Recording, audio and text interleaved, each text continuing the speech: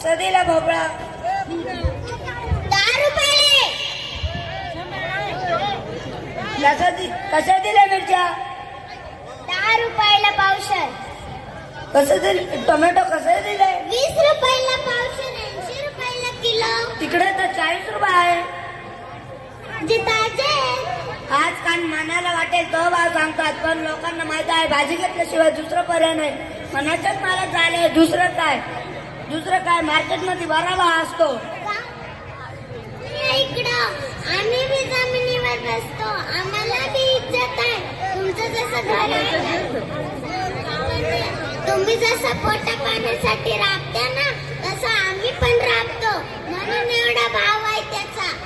मग काय करतात? तुमचं कामच आहे ते. आमचं उपकार नाही करत तुम्ही. तुमचं कामच आहे. का हो भाऊ, इकडे या इकडं.